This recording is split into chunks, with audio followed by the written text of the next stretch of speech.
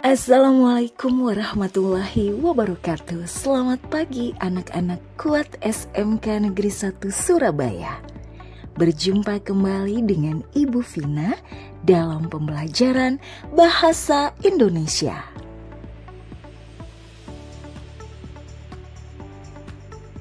Kali ini kita akan belajar materi Bahasa Indonesia kelas 10, menyusuri kisah lintas zaman.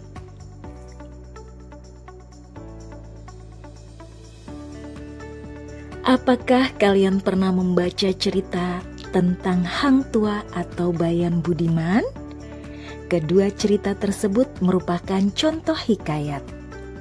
Hikayat termasuk dalam cerita fiksi lama. Hikayat dapat didefinisikan sebagai bentuk prosa lama dan bagian dari cerita rakyat yang menggambarkan kepahlawanan dan keagungan.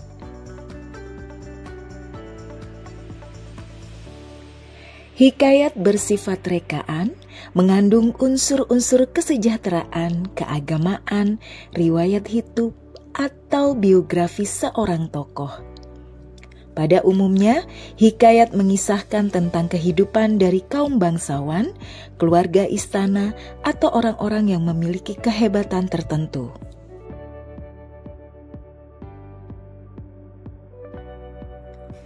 Hikayat biasanya mengandung nilai-nilai moral dan seringkali disampaikan secara lisan dari satu generasi ke generasi berikutnya. Guna mengetahui hikayat lebih luas, mari persiapkan kita pelajari materi berikut ini. Layaknya cerpen maupun novel, hikayat juga termasuk prosa atau karya sastra berupa karangan yang berbentuk narasi dan tidak terikat oleh rima.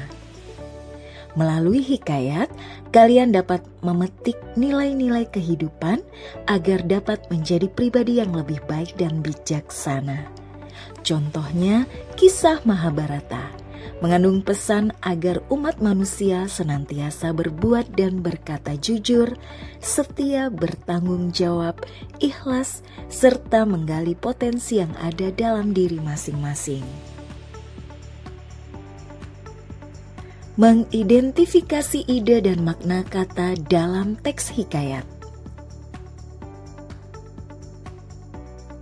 Hikayat merupakan karya sastra lama Melayu yang berbentuk prosa. Menurut KBBI, hikayat adalah karya sastra lama Melayu berbentuk prosa yang berisi cerita, undang-undang, dan silsilah yang bersifat rekaan, keagamaan, historis, biografis, atau gabungan sifat-sifat itu. Secara umum, hikayat adalah sastra yang berisi tentang kisah, cerita, dan juga dongeng.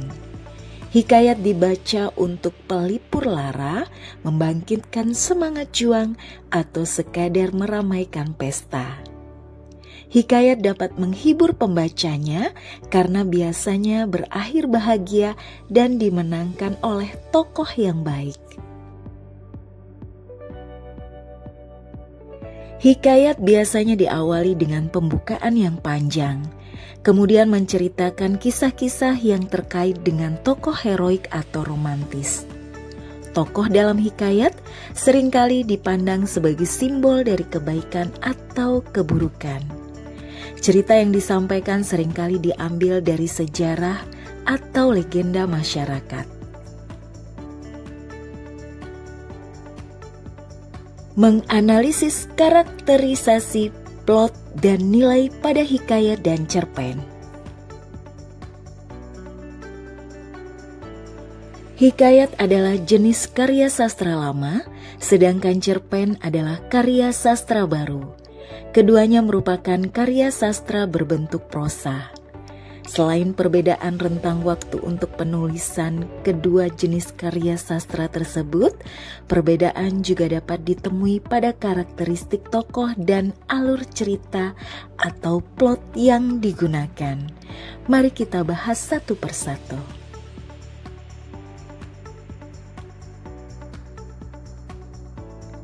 Karakterisasi hikayat dan cerpen. Hikayat merupakan suatu prosa yang berisi keajaiban tokoh, dan bersifat fiktif, serta menggunakan bahasa Melayu sebagai bahasa utamanya.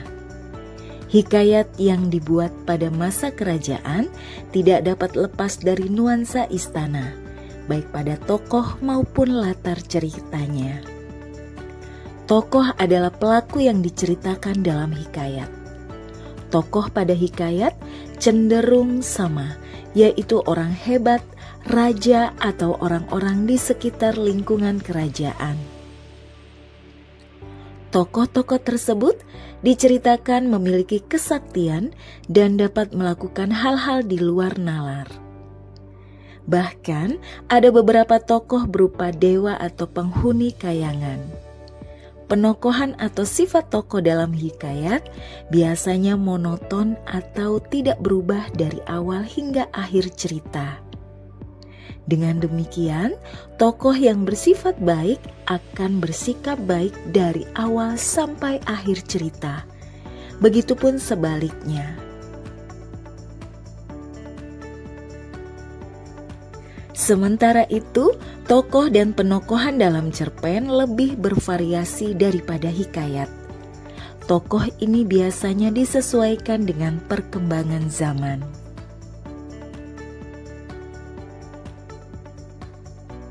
2. Plot hikayat dan cerpen. Plot atau alur adalah urutan atau rangkaian cerita.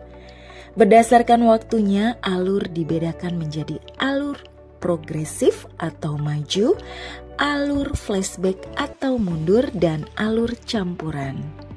Umumnya, hikayat menggunakan alur maju, yaitu menceritakan perjuangan seseorang melewati segala liku-liku hidupnya dengan rintangan, lalu berhasil. Ada pula yang menggunakan alur mundur.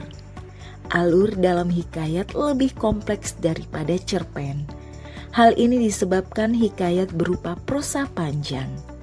Terkadang seorang tokoh digambarkan mulai lahir hingga dewasa atau meninggal.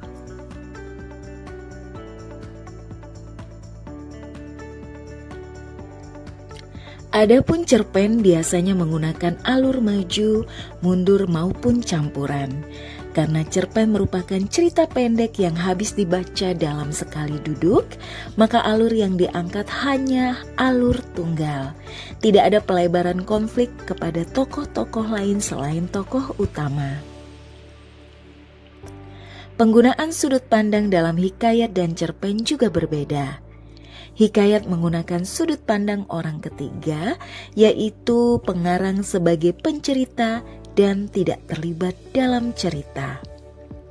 Sementara itu, sudut pandang yang digunakan dalam cerpen lebih bervariasi. Pengarang dapat menggunakan sudut pandang orang pertama ataupun ketiga.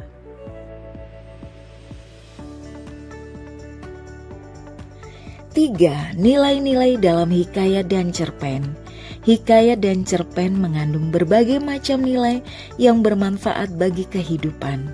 Nilai-nilai tersebut yaitu nilai moral, nilai agama, nilai sosial, nilai budaya, dan nilai pendidikan.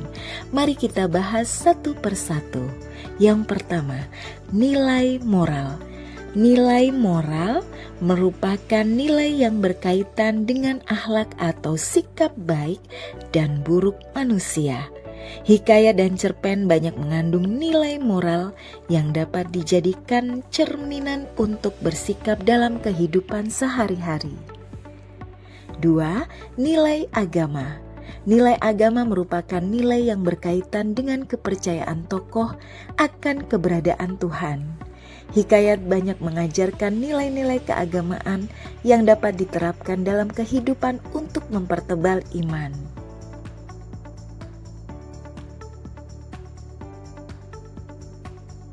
3. Nilai sosial. Nilai sosial merupakan nilai yang berkaitan dengan relasi antar manusia. Melalui hikayat, kita bisa banyak belajar mengenai nilai-nilai sosial yang dapat melatih menjadi manusia yang dapat bersosial dengan sesama manusia lainnya dengan baik. 4. Nilai budaya. Nilai budaya merupakan nilai yang berkaitan dengan adat istiadat atau kebiasaan di suatu wilayah tertentu. Pembaca bisa banyak belajar mengenai kebudayaan Melayu dengan membaca hikayat. Menggunakan kaidah bahasa dalam hikayat dan cerpen. Hikayat dan cerita pendek atau cerpen adalah dua jenis karya sastra yang memiliki ciri khas masing-masing. Keduanya memiliki karakteristik tersendiri, namun keduanya juga memiliki beberapa persamaan. Misalnya, penggunaan konjungsi urutan waktu dan majas. Mari kita bahas satu persatu. Yang pertama, konjungsi urutan waktu. Hikayat dan cerpen merupakan prosa narasi. Keduanya memiliki alur cerita sehingga terdapat urutan waktu di dalamnya. Urutan waktu tersebut dihubungkan dengan konjungsi. Konjungsi yang menyatakan hubungan waktu disebut konjungsi temporal. Konjungsi temporal berfungsi untuk menghubungkan kalimat baik yang bertingkat maupun yang sederajat, serta menyatakan runtutan peristiwa atau waktu.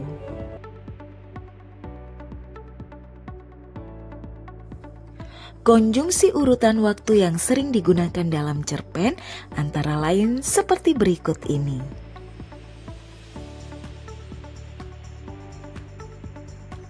Adapun konjungsi urutan waktu dalam hikayat menggunakan kata-kata arkais, yaitu kata-kata yang tidak lazim digunakan saat ini. Perhatikan beberapa macam konjungsi temporal yang digunakan dalam hikayat dan cerpen berikut ini.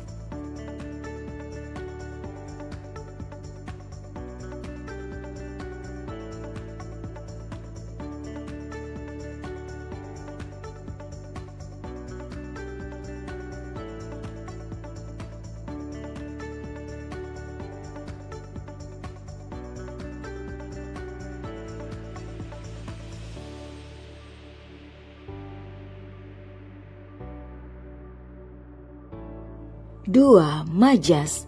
Majas adalah gaya bahasa yang diucapkan untuk membangun suasana dalam sebuah kalimat agar terlihat lebih hidup.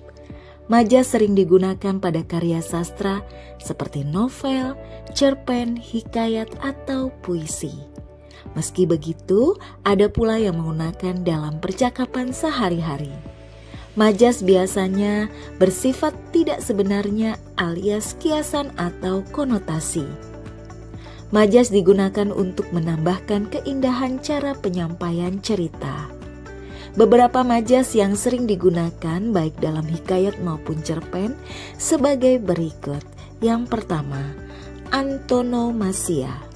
Antonomasia adalah jenis majas perbandingan yang menyebutkan sesuatu tidak dengan nama aslinya, melainkan nama khusus yang berdasarkan sifat sesuatu tersebut. Penggunaan sifat untuk nama diri sebagai nama jenis. Majas antonomasia biasanya digunakan dengan nama atau gelar untuk mewakili seseorang atau sesuatu secara spesifik. Majas antonomasia biasa digunakan dengan nama atau gelar untuk mewakili seseorang atau sesuatu secara spesifik. Majas ini sebagai penyampaian ide atau perasaan dengan memberikan efek khusus dalam teks.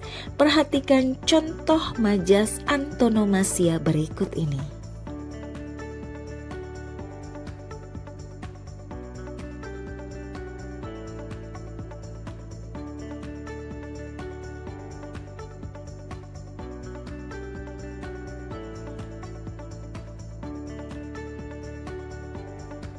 Dua, majas personifikasi. Majas personifikasi adalah gaya bahasa yang menggambarkan benda atau objek tak hidup seolah-olah memiliki sifat seperti makhluk hidup atau manusia. Majas ini seolah-olah menjadi suatu benda mati dapat melakukan sesuatu selayaknya yang dilakukan manusia. Perhatikan contoh berikut ini. 3. Simile. Majas simile adalah majas yang membandingkan suatu hal dengan hal lainnya secara eksplisit menggunakan kata penghubung atau kata pembanding. Kata pembanding yang digunakan antara lain laksana, bagai, seperti, seumpama, dan sebagainya. Perhatikan contoh berikut ini. 4. Majas metafora. Metafora adalah majas yang menggunakan kata atau kelompok kata untuk mewakili hal lain yang bukan sebenarnya, mulai dari bandingan benda fisik, sifat, ide, atau perbuatan lain. Majas metafora juga bisa diartikan sebagai kalimat perumpamaan, ibarat, atau sindiran dengan menyamakan kata dengan sesuatu yang hampir sama dengan kata aslinya.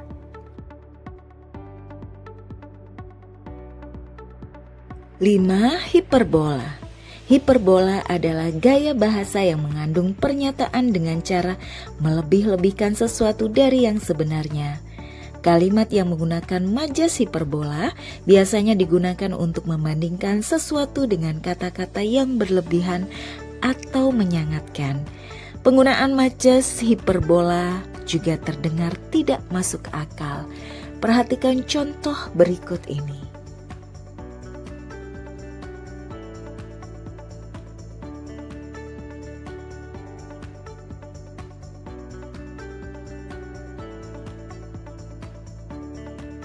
Menulis cerpen berdasarkan nilai dalam hikayat. Kalian dapat menulis cerpen berdasarkan nilai-nilai yang terkandung dalam hikayat. Pada materi sebelumnya telah disampaikan beberapa contoh dari hikayat. Terdapat nilai-nilai dalam setiap hikayat tersebut. Untuk memudahkan kalian dalam menulis cerita, buatlah kerangka karangan terlebih dahulu. Kerangka karangan kalian dapat berbentuk peta pikiran atau peta konsep. Setelah membuat peta pikiran atau peta konsep, kalian dapat mengembangkan menjadi kalimat-kalimat. Kalian dapat menggunakan langkah-langkah di bawah ini untuk membuat cerpen berdasarkan nilai dalam hikayat.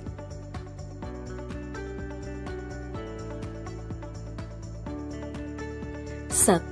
Siapkan kertas kosong, spidol atau pensil aneka warna. 2. Tuliskan topik utama dari cerpen yang akan dibuat di tengah kertas. 3. Gambarlah cabang utama terkait topik tersebut. 4. Buatlah cabang-cabang lainnya dan gunakan warna berbeda. Istilah cabang tersebut dengan kata kunci terkait cabang utama. Gunakan warna yang menarik pada gambar atau simbol yang mencerminkan pengalaman dan imajinasi Anda terkait topik tersebut. Gambarlah garis lengkung untuk menghubungkan kata kunci yang masih terkait kata kunci dari cabang lainnya. Tambahkan simbol yang menggambarkan keterkaitan antar kata-kata kunci tersebut.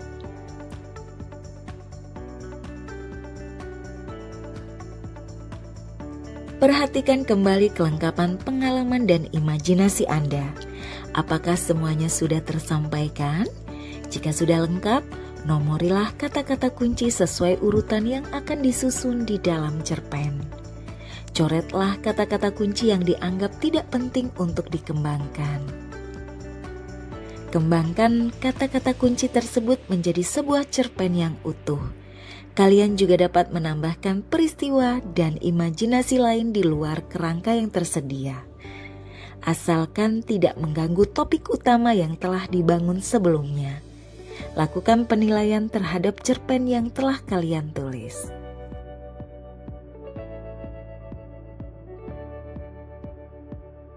Membuat media presentasi berupa video gerak henti. Pernahkah kalian menonton serial anak-anak berjudul Shaun the Sheep? Serial kartun tersebut tidak menggunakan gaya animasi komputer, melainkan menggunakan teknik yang biasa disebut stop motion atau gerak henti. Gerombolan domba yang menjadi objek pada serial itu terbuat dari lilin dan dipotret pada setiap gerakan mereka. Teknik ini merupakan teknik rangkaian foto yang digabung sehingga menjadi sebuah gambar bergerak. Pembuatan video stop motion memerlukan kamera, tripod, komputer, dan objek. Bahan baku objek bisa dapat dari mana saja, apa saja tergantung konsep dan kebutuhan. Stop motion atau gerak henti adalah teknik animasi untuk membuat objek yang dimanipulasi secara fisik agar terlihat bergerak dengan sendirinya.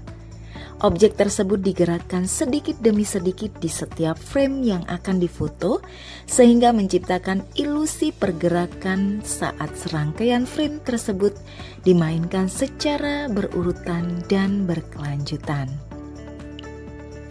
Teknik stop motion biasanya menggunakan ratusan bahkan bisa jutaan foto yang akan dijadikan slideshow berkecepatan tinggi. Tentunya menggunakan teknik ini tidak mudah. Harus memiliki kesabaran yang tinggi, konsentrasi, serta keuletan. Untuk membuat video yang bergerak selama 1 detik, biasanya menggunakan 60 gambar atau foto.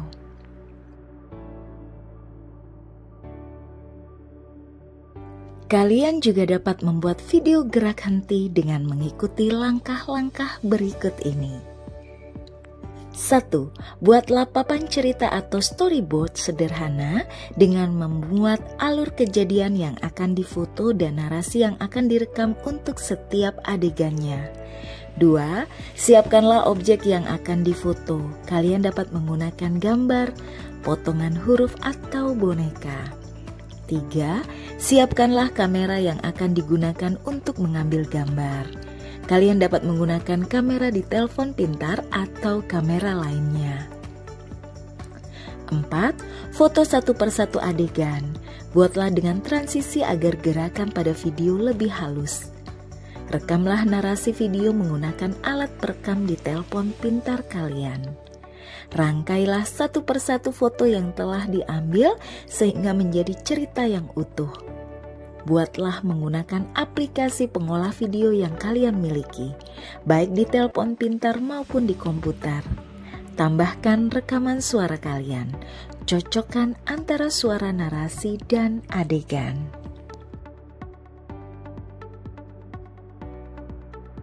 Mempresentasikan cerita pendek dengan media yang tepat.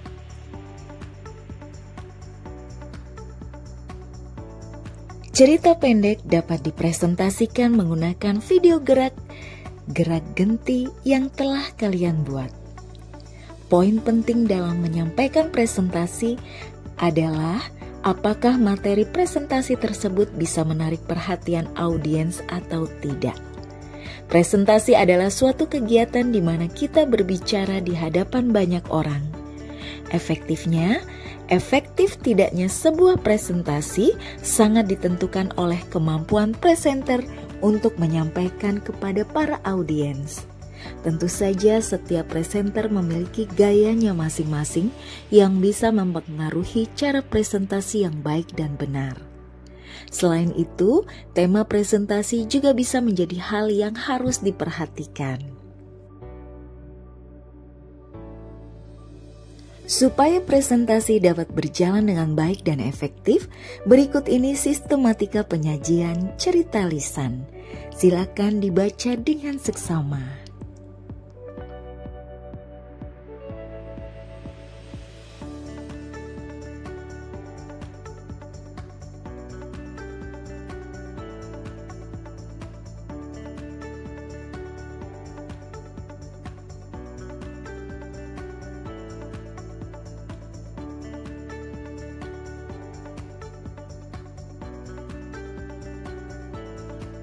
Demikianlah materi pembelajaran kita pada pertemuan kali ini. Sampai berjumpa di pembelajaran bahasa Indonesia lainnya. Salam dari SMK Negeri 1 Surabaya. Kuat. Wassalamualaikum warahmatullahi wabarakatuh. Sampai jumpa.